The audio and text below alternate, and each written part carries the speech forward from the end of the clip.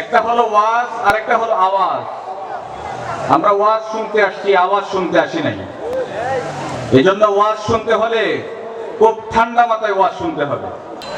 আমরা যে জায়গাটার মধ্যে বসে আছি, জায়গাটা এখন আলোকিত। কিসের দ্বারা আলোকিত হয়েছে? লাইটের দ্বারা। বলেন, কিসের দ্বারা আলোকিত হয়েছে? লাইটের দ্বারা।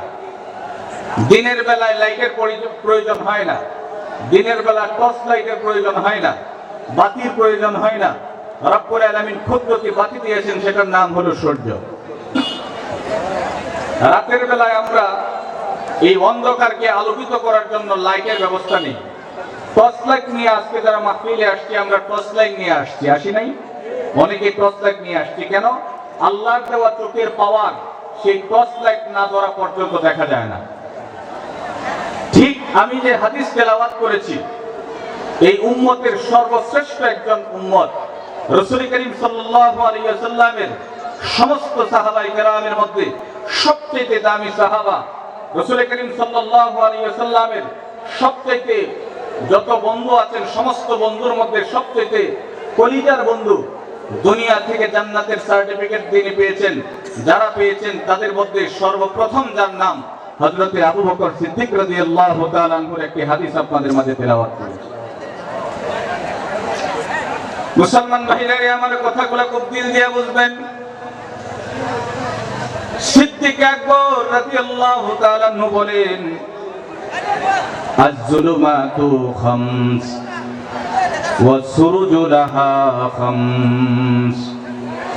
দুনিয়াতে অন্ধকার আছে পাঁচটি, সেই পাঁচটি অন্ধকারের আলো হলো পাঁচটি। পাঁচটি এমন অন্ধকার আছে দুনিয়া এবং পরকালের মধ্যে, সেই পাঁচ অন্ধকারের মধ্যে যদি কেউ পড়ে যায় আর তার যদি আলোর ব্যবস্থা না থাকে, পাঁচটি অন্ধকারের একটি অন্ধকারের মধ্যে পড়লেই সেই মানুষটার ঠিকানা জাহান্নাম হয়ে যাবে। এই মানুষটা বাঁচার আর কোন রকমের শক্তি থাকবে না, কোনো ক্ষমতা থাকবে না। এজন্য সিদ্দিক আকবর রাদিয়াল্লাহু তাআলা আনহু বলেছেন, দুনিয়ার মানুষেরা, পাঁচটি অন্ধকারকে আলোকিত করার জন্য তোমার কাছে পাঁচটি আলোর ব্যবস্থা আছে। সেই পাঁচটি অন্ধকারের এক নম্বর অন্ধকার হলো, সিদ্দিক আকবর বলেন, হুব্বুদ দুনিয়া যুলমাতুন। এক নম্বর অন্ধকার হলো দুনিয়ার মহব্বত। এক নম্বর অন্ধকার কিসের? জোরে আওয়াজ দিয়ে বলেন, কিসের? দুনিয়ার মহব্বত, টাকার মহব্বত, সম্পদের মহব্বত, ক্ষমতার মহব্বত। দুনিয়ার মহব্বত যদি কারো দিলের ভিতরে ঢুকে যায়, সেই মানুষটা ধ্বংস হওয়ার জন্য দ্বিতীয় আর কোনো জিনিসের দরকার হয় না। দিল রব্বুল আলামিন একটা বানিয়েছেন, একটা দিলের মধ্যে মহব্বত যদি কারো থাকে, সেটা হবে আল্লাহ এবং তার রাসূলের মহব্বত। দিলের মধ্যে মহব্বত কার হবে?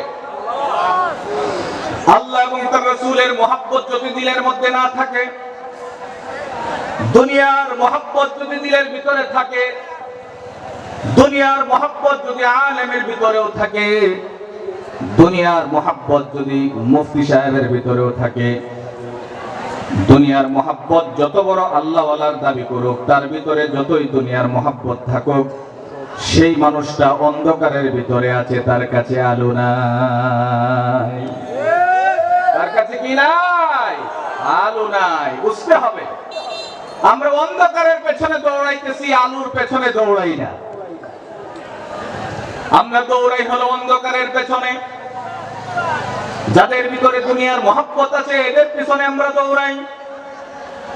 দুনিয়ার মহব্বত যাদের ভিতরে আছে, এদের পিছনে আমরা দৌড়াই। আর যাদের ভিতরে রব্বুল আলামিনের মহব্বত আছে, এদের পিছনে আমরা দৌড়াই না। যাদের দিলের ভিতরে দুনিয়ার মহব্বত আছে, তাদের কথা শুনতে চাই। আর যাদের দিলের ভিতরে রব্বুল আলামিনের ভয় আছে, তাদের কথা শুনতে চাই না। ঠিক বললাম না? ঠিক বললাম? হযরত সিদ্দিক আকবর রাদিয়াল্লাহু তাআলা আনহু বলেন, হুব্বুদ দুনিয়া যুলমাতুন। দুনিয়ার মহব্বত হলো অন্ধকার। তুমি যদি দুনিয়ার মহব্বত দিল থেকে সরাইতে চাও, তাহলে তোমাকে যে লাইটের ব্যবস্থা লাগবে, উনি বলেন সিরাজুলাহু তাকওয়া, তোমার দিলের ভিতরে তাকওয়ার বাতি জ্বালাইতে হবে।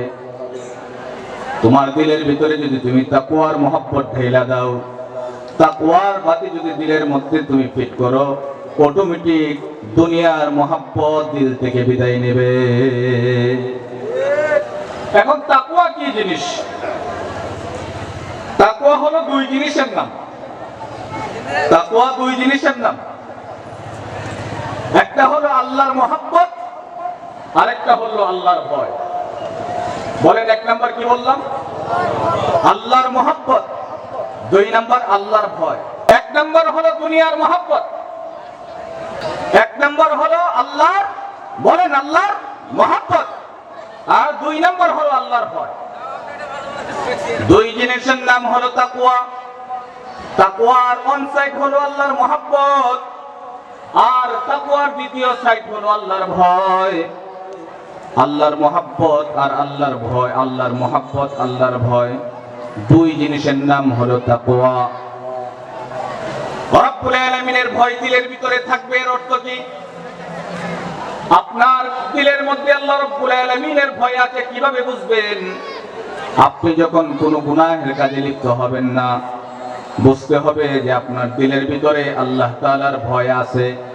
বলেন, আপনি যদি কখনো গুনাহে লিপ্ত না হন, আপনার দ্বারা যদি গুনাহ না হয়, তাহলে বুঝতে হবে যে আপনার দিলের ভিতরে আল্লাহর কি আছে? বলেন না মুরব্বীরা, আল্লাহর ভয় আছে। এটা হলো মাপকাঠি।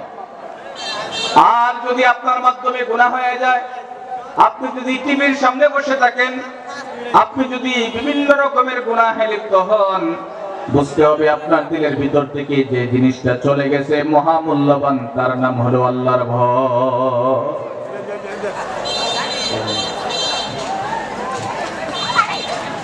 তাহলে আল্লাহর ভয় যদি দিলের ভিতরে আমাদের থাকে, দুনিয়ার লোভ অটোমেটিক চলে যাবে, দুনিয়ার মহব্বত কি অটোমেটিক চলে যাবে। আমাদের উপমহাদেশের মধ্যে একজন বড় বুজুর্গ ছিল, ওনার নাম ছিল খাজা মেশকি রহমতুল্লাহ আলাইহি। ওনাকে মেশকি বলা হতো, ওনার শরীর থেকে সব সময় সুগন্ধি বের হতো। সুবহানাল্লাহ। ওনাকে জিজ্ঞেস করা হলো, কেন আপনার শরীর থেকে সব সময় সুঘ্রাণ বের হয়? উনি বলেন, আমি মাদ্রাসায় পড়ার সময় একজন সুন্দরী মেয়ে আমার সাথে জিনা ব্যভিচার করতে চেয়েছিল। আমি সুকৌশলে সেখান থেকে ফিরে এসেছিলাম। মেয়েটা কোনো অবস্থাতেই আমাকে তার ঘর থেকে ছাড়তে রাজি ছিল না। অবশেষে বাধ্য হয়ে আমি সেই টয়লেটের পায়খানা এনে আমার শরীরের মধ্যে মাখলাম। এরপরে আমি যখন আমার শরীরটাকে পুকুরের মধ্যে ধুয়ে ভালো করে পরিষ্কার করলাম, আল্লাহু আকবার, এরপর থেকে আমার শরীর থেকে জান্নাতে খুশবু বের হওয়া শুরু হলো। মুসলমান ভাইরা রে আমার, সেই যুবকটা ইচ্ছা করলে গুনাহের মধ্যে লিপ্ত হইতে পারত। পৃথিবীর কোনো মানুষ দেখতে ছিল না, দেখার সম্ভব ছিল না, কিন্তু এরপরেও এরকম একটা সুন্দরী মেয়ে থেকে সে নিজেকে হেফাজত করে নিয়ে আসছে। এর একমাত্র কারণ হলো তার দিলের ভিতরে আল্লাহ তাআলার ভয় আছে। তাহলে আমি যদি কোনো গুনাহে লিপ্ত না হই, বুঝতে হবে যে আমার দিলের ভিতরে আল্লাহর কি আছে? ভয় আছে। আল্লাহর মহব্বত আছে বুঝবেন কিভাবে? মুয়াজ্জিন সাহেব মসজিদ থেকে আযান দিয়েছে, আপনি যদি মুয়াজ্জিন সাহেবের ডাক শুনে মসজিদে গিয়ে হাজির হন, নামাজ আদায় করেন, বুঝতে হবে যে আপনার দিলের ভিতরে আল্লাহ তাআলার মহব্বত আছে। শীতের রাত্রে ফজরের সময় মসজিদ থেকে যখন আযান আপনার কানে এসে পৌঁছে যায়, তখন এই আরামের বিছানা ছেড়ে ঠান্ডা পানি দিয়ে ওযু করে যখন মসজিদে নামাজে দাঁড়ায় যাবেন, বুঝতে হবে যে আপনার দিলের ভিতরে আল্লাহর মহব্বত আছে। তাহলে আল্লাহর মহব্বত এবং আল্লাহর ভয়, এই দুই জিনিসের নাম হলো তাকওয়া। আল্লাহ পাক রব্বুল আলামিন কুরআনুল হাকীমের মধ্যে বলেছেন, وَمَن يَتَّقِ اللَّهَ يُكَفِّرْ عَنْهُ سَيِّئَاتِهِ وَيُعْظِمْ لَهُ أَجْرًا। আল্লাহ বলেন, যাদের দিলের ভিতরে তাকওয়া থাকে, আমি আল্লাহ পাক রব্বুল আলামিন এক নাম্বার পুরস্কার তাকে যেটা দেই সেটা হলো আমি আল্লাহ তাআলা তার জীবনের সমস্ত গুনাহ খাতা গুলাকে মাফ করে দেই। এক নম্বর পুরস্কার আল্লাহর পক্ষ থেকে। ওয়া ইউযিম লাহু আজরা, আল্লাহ বলেন 2 নম্বর পুরস্কার হলো এমন মহা নিয়ামত, এমন পুরস্কার আমি আমার এই বান্দার জন্য রেখে দিয়েছি, যেই পুরস্কারের কথা সে কোনোদিন কল্পনাও করতে পারবে না। 2 নম্বর পুরস্কার। আল্লাহ রাব্বুল আলামিন বলেন 3 নম্বর পুরস্কার, ওয়া মান ইয়াত্তাকিল্লাহা ইয়াজআল লাহু মাখরাজা ওয়া ইয়ারযুকহু মিন হাইসু লা ইয়াহতাসিব।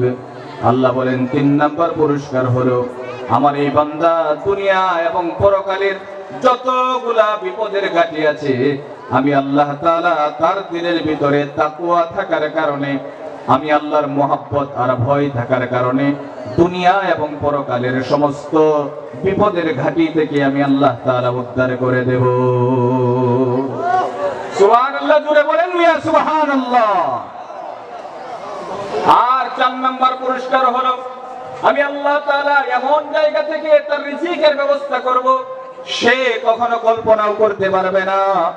সুতরাং তাকওয়া যদি দিলের ভিতরে থাকে, 4 পুরস্কার। 1 নম্বর জীবনের গুনাহগুলো মাফ হয়ে যায়। 2 নম্বর এমন মহা পুরস্কার আল্লাহ রাখছেন যার কল্পনাও তার নাই। 3 নম্বর দুনিয়া এবং পরকালের সমস্ত বিপদের ঘাটি থেকে আল্লাহ তাআলা উদ্ধার করবেন। আর 4 নম্বর হলো এমন জায়গা থেকে রিজিকের ব্যবস্থা করে দিবেন তার কোনোদিন কল্পনাও নাই।